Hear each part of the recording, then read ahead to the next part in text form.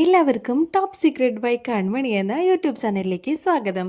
ഞാനിന്ന് വന്നിട്ടുള്ളത് പത്രമാറ്റ സീരിയലിൻ്റെ റിവ്യൂ ആയിട്ടാണ്. ഇതുവരെയും ചാനൽ സബ്സ്ക്രൈബ് ചെയ്യാത്തവർ പെട്ടെന്ന് തന്നെ സബ്സ്ക്രൈബ് ചെയ്യുക. എങ്കിലേ വരാൻ പോകുന്ന എപ്പിസോഡുകൾ പെട്ടെന്ന് തന്നെ നിങ്ങൾക്ക് കാണാൻ കഴിയൂ.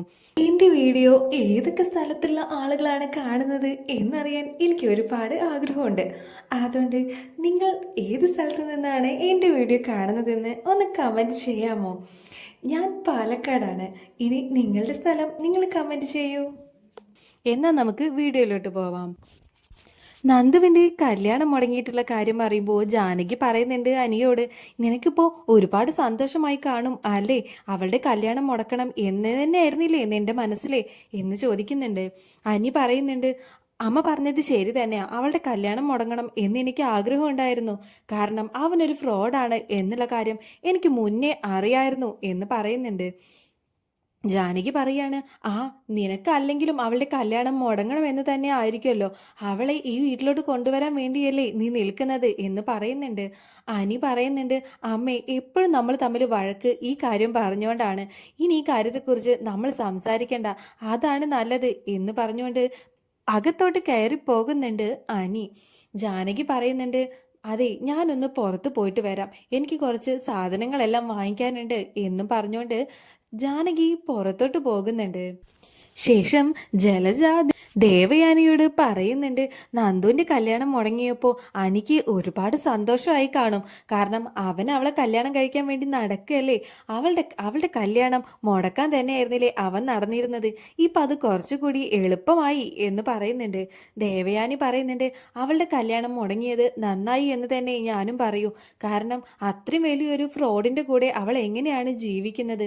ആ കല്യാണം മുടങ്ങിയത് എന്തുകൊണ്ടും നന്നായി, അല്ലെങ്കിൽ നന്ദുവിൻ്റെ ജീവിതം തന്നെ തൊലഞ്ഞു പോയേനെ എന്ന് പറയുന്നുണ്ട് ദേവയാനി. ജലജ പറയുന്നുണ്ട്, ഏട്ടത്തിക്ക് അല്ലെങ്കിലും അവരോടല്ലേ എപ്പോഴും സ്നേഹം കൂടുതൽ, അതുകൊണ്ട് ഏട്ടത്തി ഇങ്ങനെയൊക്കെ തന്നെ പറയൂ എന്ന് പറയുന്നുണ്ട്. പിന്നെ ഞാൻ എന്താ ജലജ പറയേണ്ടത്? ഒരു പെൺകുട്ടിയുടെ ജീവിതം തൊലഞ്ഞു പോട്ടെ എന്ന് ചിന്തിക്കാൻ എന്നെ കൊണ്ടാവില്ല എന്ന് പറയുന്നുണ്ട് ദേവയാനി. ജലജ പറയുന്നുണ്ട്, ശരി ശരി എന്നും പറഞ്ഞുകൊണ്ട് ജലജ പോകുന്നുണ്ട്. ശേഷം നയന പറയുന്നുണ്ട്, നന്ദുവിൻ്റെ വിവാഹം മുടങ്ങിയത് എനിക്ക് ഒരുപാട് സങ്കടമുണ്ട് അമ്മേ. പക്ഷേ ആ ഒരു ഫ്രോഡിൻ്റെ കയ്യിൽ നിന്ന് അവൾ രക്ഷപ്പെട്ടതിൽ സന്തോഷമുണ്ട് എന്ന് പറയാണ്. ദേവയാനി പറയുന്നുണ്ട്, മോള് വിഷമിക്കേണ്ട, അവൾക്ക് നല്ലൊരു കല്യാണം തന്നെ നടക്കും എന്ന് പറയുന്നുണ്ട്. നയന പറയാണ്, അത് നടക്കുമെന്ന് എനിക്ക് തോന്നുന്നില്ല അമ്മേ. അനിയും അവളും തമ്മിൽ ഇപ്പോഴും ആ ബന്ധം നിലനിൽക്കുന്നുണ്ട് എന്നാണ് എനിക്ക് തോന്നുന്നത് എന്ന് പറയുന്നുണ്ട്. ദേവയാനി പറയുന്നുണ്ട്, എല്ലാത്തിനും ഒരു വഴി ഉണ്ടാവും മോളിങ്ങനെ വിഷമിക്കാതിരിക്കി എന്ന് പറയാണ്. ജാനകി ഷോപ്പിങ്ങിന് വേണ്ടി പുറത്തോട്ട് പോയിരിക്കുകയാണ്. ജാനകി ബാഗെല്ലാം എടുത്തുകൊണ്ട് മോളിലേക്ക് ഇറങ്ങുന്നുണ്ട്. മോളിലേക്ക് ഇറങ്ങുന്ന സമയത്ത് പെട്ടെന്ന് തന്നെ ഒരാൾ വന്ന് ജാനകിയുടെ കഴുത്തിലുള്ള മാല വലിച്ചു പൊട്ടിക്കുന്നുണ്ട്. ശേഷം ജാനകിയെ തള്ളി റോഡിലേക്ക് ഇടുകയാണ്. ജാനകി നേരെ ചെന്ന് വീഴുന്നത് ഒരു കരിങ്കല്ലിൻ്റെ മേലെയാണ്. തല കല്ലിൽ ഇടിക്കുന്നുണ്ട്. ജാനകിയാണെങ്കിൽ ഈ റോട്ടിൽ വീണ് കിടക്കുകയാണ്. രക്തം ഒരുപാട് വാർന്നു പോകുന്നുണ്ട്. പെട്ടെന്ന് തന്നെ അവിടെ എത്തുന്നത് നന്ദുവാണ്. നന്ദു ജാനകി വീണ് കിടക്കുന്നത് കാണുമ്പോൾ പെട്ടെന്ന് തന്നെ ഓടി വരുന്നുണ്ട്. ആൻറ്റിക്ക് എന്താ പറ്റിയത് എന്ന് പറഞ്ഞുകൊണ്ട് ജാനകിയെ വിളിക്കുന്നുണ്ട് നന്ദു. എന്നാൽ ജാനകിക്ക് ബോധം പോയിരിക്കുകയാണ്. പെട്ടെന്ന് തന്നെ ജാനകിയെ എടുത്തോണ്ട് ഹോസ്പിറ്റലിലോട്ട് കൊണ്ടുപോകുന്നുണ്ട് നന്ദു. കല്ലിൽ തലയിടിച്ചത് കാരണം തലയിൽ വലിയൊരു മുറിവായിട്ടുണ്ട്. സ്റ്റിച്ച് എല്ലാം ചെയ്ത് പെട്ടെന്ന് തന്നെ ബോധം വരുന്നുണ്ട്.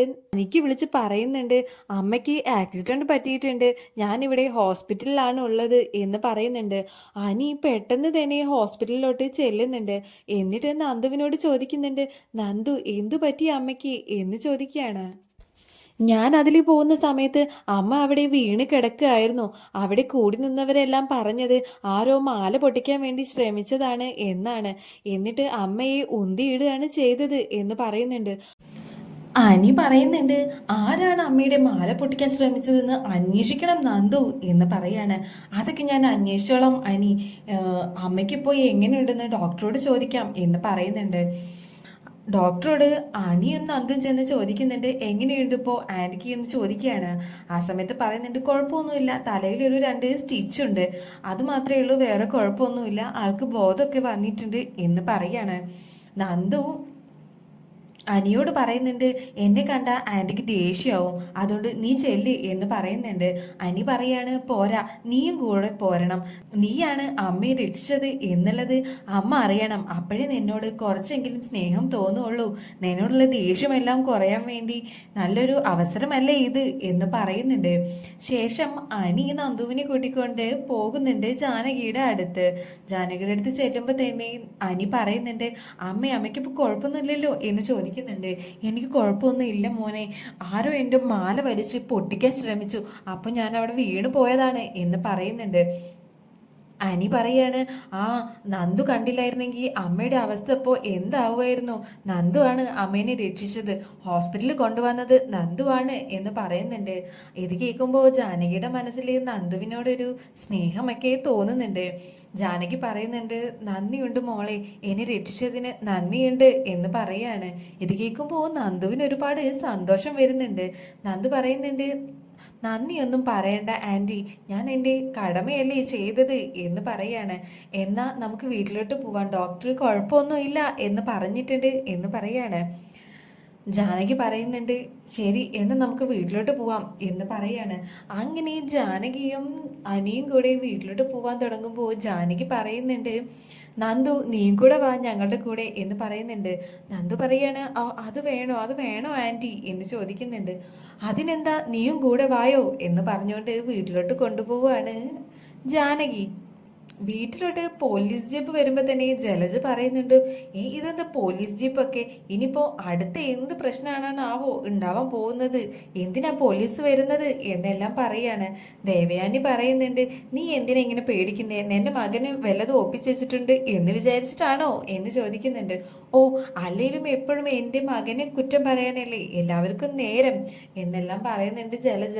വണ്ടിയിൽ നിന്ന് ഇറങ്ങി വരുന്നത് നന്ദുവാണെന്ന് കാണുമ്പോൾ ജലജ പറയുന്നുണ്ട്, ഓ ഇവളായിരുന്നോ, ഇനിയിപ്പോ എന്ത് മാരണം കൊണ്ടാണോ വരുന്നത് എന്ന് പറയുന്നുണ്ട്. ദേവയാനി പറയുന്നുണ്ട്, അവൾക്ക് എന്താ ഇങ്ങോട്ട് വന്നൂടെ, എന്തെങ്കിലും കാരണം ഉണ്ടെങ്കിൽ മാത്രമേ വരാൻ പാടുള്ളൂ എന്നൊന്നും ഇല്ലല്ലോ എന്ന് പറയാണ്. അതിന്റെ പുറകെ തന്നെ അനിയും ജാനകിയും കൂടി വരുന്നുണ്ട്. ജലജ പറയുന്നുണ്ട്, ജാനകിയെടുത്ത് എന്താ ഇവളുടെ കൂടെ വരുന്നത് എന്ന് പറയാണ്.